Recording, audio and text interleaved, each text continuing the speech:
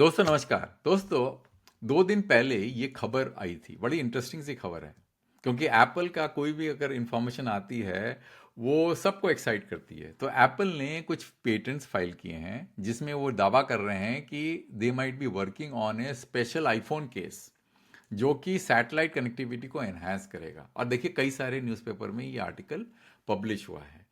तो दोस्तों जब मैंने इसको देखा तो मैंने थोड़ा सा इसको डेप्थ में स्टडी करने की कोशिश की, क्योंकि आपको याद हो मैंने ऑलरेडी एक वीडियो बनाया था 25 दिसंबर 2025 को, जहां मैंने कहा था कि एक कंपनी है जिसका नाम है AST स्पेस मोबाइल, वो ऑलरेडी वोडाफोन यूके के साथ में टाई अप करके बैठा है और वोडाफोन आइडिया के साथ में भी इंडिया में टाई अप किया है to provide broadband connectivity over commercial mobile phone. अब जब कमर्शियल मोबाइल फ़ोन में ऑलरेडी पॉसिबल है तो फिर ये एप्पल क्या करने की कोशिश कर रहा है?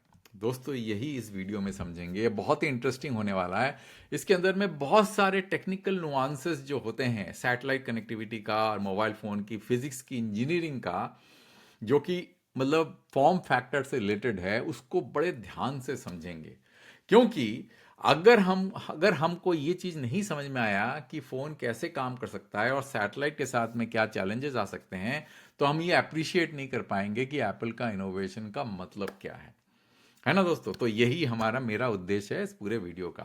तो अंत तक देखिएगा, आपको बहुत ही इंटरेस्टिंग लगने वाला है, क्योंकि ऐसी ऐसी चीज़ें मैं बताऊंगा जनरली कोई बताता नहीं है। इन मतलब there are people who are very knowledgeable, I am not claiming that, but generally इस तरह के यूट्यूब चैनल के अंदर में कोई इस तरह से जैसे मैं आपको समझाने वाला हूँ जनरली आपको मिलेगा नहीं। तो पहला तो दोस्तों मैंने एक वीडियो बनाया था और एनिमेशन बनाया था। मैंने कहा था कि ये जो बीम स्टीयरिंग होता है जिसको बोला जाता है फेज्ड एरे, वो होता क्या है? अब इस वीडियो को देख के आपको समझ में आ जाएगा। अगर आप देखें ये एक सेट ऑफ एंटीना एलिमेंट्स हैं। एंटीना एलिमेंट्स क्या होता है कि मल्टीपल एंटीनास जो है वो पास पास रखे होते हैं। और पास पास रखे होने से क्या होता है कि जब इसमें आप करंट फीड करते हैं, यहाँ पे ऐसे करके करंट फीड करेंगे तो उस करंट के कारण में एक पैटर्न तैयार होता है और उस पैटर्न जो है एक बीम को जन्म देता है जिसको आप स्टीयर कर सकते हैं, मतलब घुमा सकते हैं। मैं आपको दिखाता हूँ कैसे घुमाते हैं। देखिए ये बीम, ये छोटा कर दिया मैंने पैटर्न को, ये बड़ा भी कर सकता हूँ और बीम को मैं ऐसे घुमा सकता हूँ। कैसे घुमाऊंगा? क्योंकि यहाँ पे जो फेज एंगल है, यहाँ पे एंटीना एलिमेंट में जो करंट फीड करूंगा उसके अलग अलग फेज एंगल होंगे और इस तरह से वो फेज एंगल सिंक्रोनाइज होगा कि ये बीम जो है आप आसानी से करंट का फेज एंगल को घुमा के चेंज करके बीम को घुमा सकते हैं। ये हो गया आपका फेज्ड एरे। इसका मतलब जो इन्होंने इस आर्टिकल में देखें तो इन्होंने क्या कहा है, specially it would be phased array antenna. ठीक है ना? तो पहला तो आपको समझ में आ गया फेज्ड एरे। फिर हम समझते हैं दूसरा पॉइंट, हम समझेंगे कि एप्पल का जो एक्सटेंशन है वो किस तरह से कॉन्सेप्चुलाइज किया गया है। अब देखिए ये कन्वेंशनल आईफोन है और उसके बाद में उन्होंने क्या किया, एक एक्सटेंशन बना दिया। अब ये एक्सटेंशन क्या होता है, ये यहाँ से खुल जाएगा ऐसे, और जो आप पकड़ेंगे फोन को यहाँ पे पर एक्सटेंशन खुला रहेगा जो कि सैटेलाइट से बात करेगा। समझ में आ गया आपका कॉन्सेप्ट?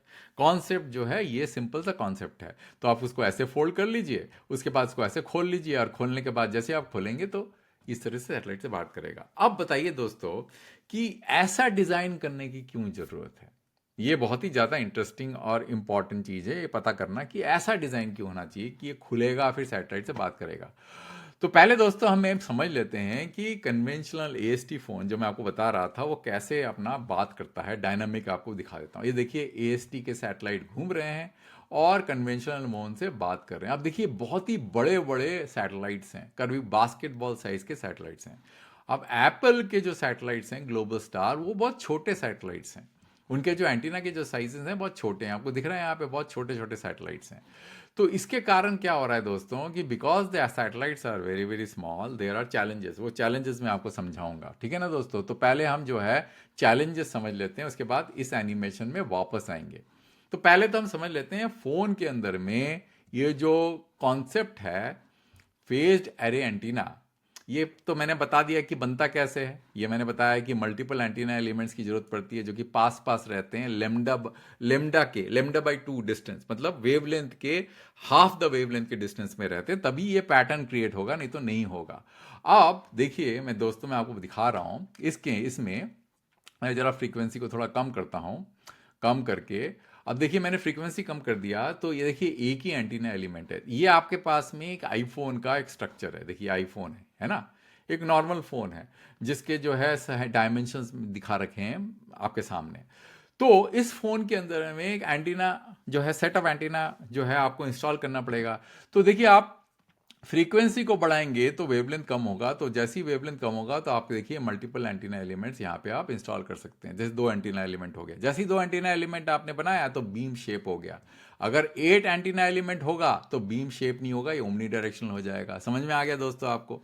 तो पैनल विड्थ को मैं थोड़ा छोटा करता हूँ, क्योंकि आईफोन जितना होगा उससे बड़ा तो पैनल विड्थ नहीं होगा, तो मैंने छोटा कर दिया। आप छोटे में देखिए 8 सेंटीमीटर में एक ही एंटीना एलिमेंट पॉसिबल है। अब मैं इसको बढ़ाऊँ, फ्रीक्वेंसी बढ़ाते जाऊंगा, तो जैसे ही मैं फ्रीक्वेंसी 2 गीगाहर्ट्ज के ऊपर करूंगा तो 2 एंटीना एलिमेंट आएगा तो ही बीम शेप होगा। अदरवाइज कम से कम मिनिमम 2 एंटीना एलिमेंट तो चाहिए, क्योंकि जगह तो है नहीं फॉर्म फैक्टर। तो इसीलिए बीम शेपिंग के लिए आइदर फ्रीक्वेंसी बढ़े या फिर आप इसका पैनल विड्थ को बढ़ा दो। इसीलिए एक्सटेंशन की जरूरत पड़ेगी, जो मैं आपको बता रहा था। ये एक्सटेंशन की जरूरत क्यों है? क्योंकि आपको पैनल विड्थ को बढ़ाना है, और वो पैनल विड्थ जो है आईफोन के फॉर्म फैक्टर में पॉसिबल नहीं है। कुछ एक्सटेंशन बनाना पड़ेगा, तभी तो मल्टीपल एंटीना आएंगे, तभी तो ये बीम शेप होगा। अब बीम जो है ये जैसे ये शेप होगा, आप इसको स्टीयर कर सकते हैं जैसी, क्योंकि इसमें क्या होगा, शेप होते ही इसको गेन मिल जाएगा। गेन जो दिख रहा है आपको प्लस 4.8 dBm है ना, dB।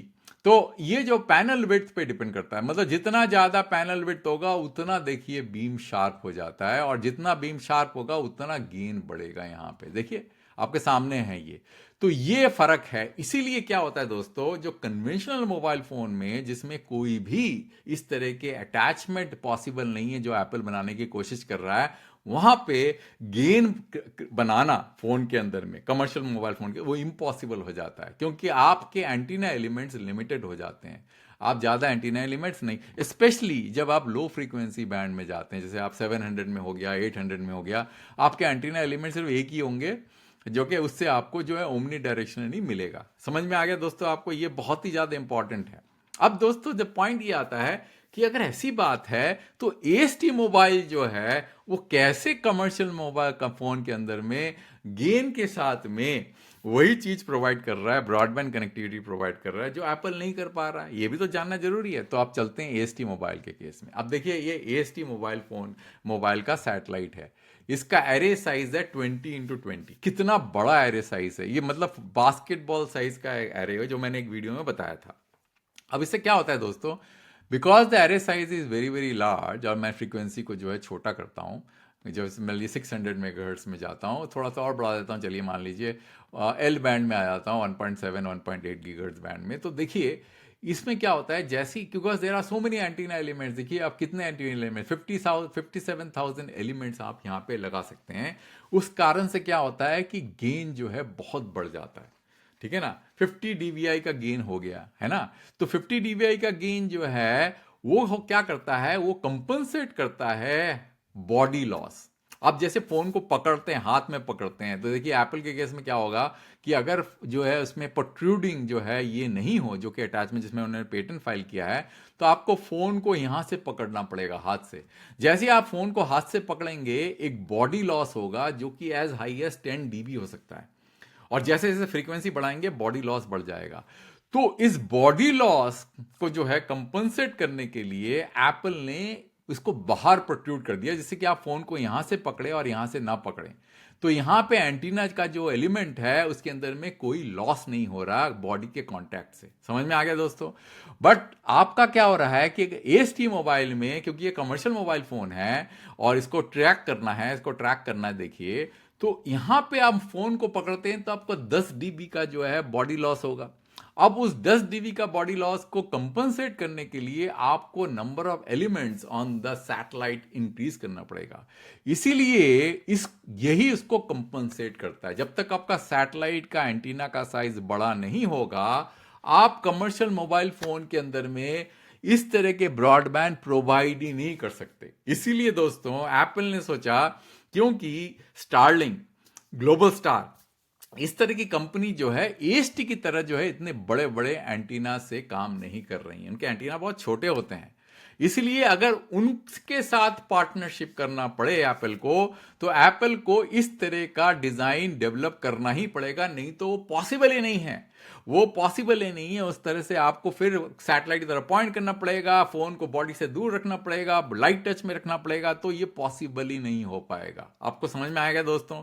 इसीलिए एएसटी मोबाइल जो है ये चीज कर पा रहा है, क्योंकि उनके एंटीना के साइजेस बहुत बड़े हैं, और एंटीना के साइजेस बड़े होने से नंबर ऑफ एलिमेंट्स बहुत ज़्यादा बड़े होते हो जाते हैं। उस कारण से इसके बीम बहुत नैरो हो जाता है, और फोन के अंदर में जो हैंड लॉस है या बॉडी लॉस है वो उसको कंपनसेट कर सकता है उस गेन के कारण। है ना दोस्तों? ये हो गया। अब इसमें एक चीज और समझ लेते हैं इस वीडियो के अंदर में, क्योंकि ये सारे इतने एनिमेशन बनाए, मैंने इतनी मेहनत करी।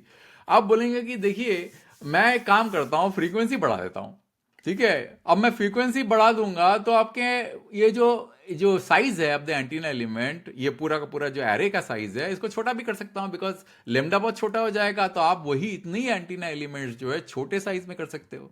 तो एक काम करता हूं, पहले तो मैं इसको छोटा कर देता हूं, है ना। एरे साइज को मैंने क्या किया, इसको छोटा करके 6x6 कर दिया। अब देखिए एंटीना एलिमेंट्स कम हो गया, है ना।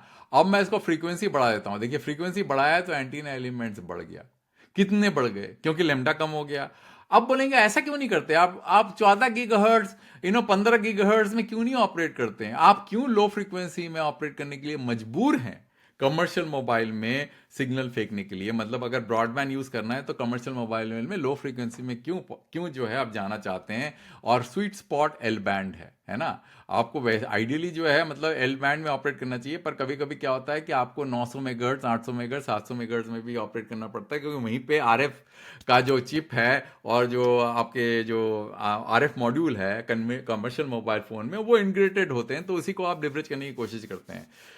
तो दिक्कत क्या है दोस्तों, जैसे ही आप हाई फ्रीक्वेंसी में जाते हैं, जो भी आपको गेन मिलता है वो आपका हैंड लॉस और जो एटमॉस्फेरिक लॉसेस होता है उससे आपको जो है डिमिनिशिंग रिटर्न मिलना शुरू हो जाता है, क्योंकि जितना ज्यादा आपका फ्रीक्वेंसी होगा उतना ज्यादा हैंड लॉस बढ़ता चले जाएगा। आपको दिख रहा है आपके सामने, देखिए मैं फ्रीक्वेंसी को कम करता हूं, हैंड लॉस कम हो गया -13 dBm। जैसे ही मैं फ्रीक्वेंसी को बढ़ाऊंगा देखिए हैंड लॉस कितना बढ़ गया। तो it gives A diminishing return. अब इसीलिए दोस्तों कभी भी हाई फ्रीक्वेंसी में, जबकि हाई फ्रीक्वेंसी में एंटीना एलिमेंट इतना बड़ा नहीं मतलब जरूरत नहीं कि आप इतना एंटीना को इतना बड़ा रखें बास्केटबॉल की तरह। आप छोटे एंटीना से भी काम कर सकते हैं, पर वो कर नहीं पाते। आप क्यों नहीं कर पाते? क्योंकि आपका फोन बिकम्स ए बॉटलनेक, और एटमॉस्फेरिक लॉसेस एक्सेट्रा ये सारा का सारा, इसको आप पॉज करके देख सकते हैं, दैट बिकम्स ए बॉटलनेक। इसलिए हाई फ्रीक्वेंसी में ऑपरेट नहीं कर पाते कमर्शियल मोबाइल फोन में।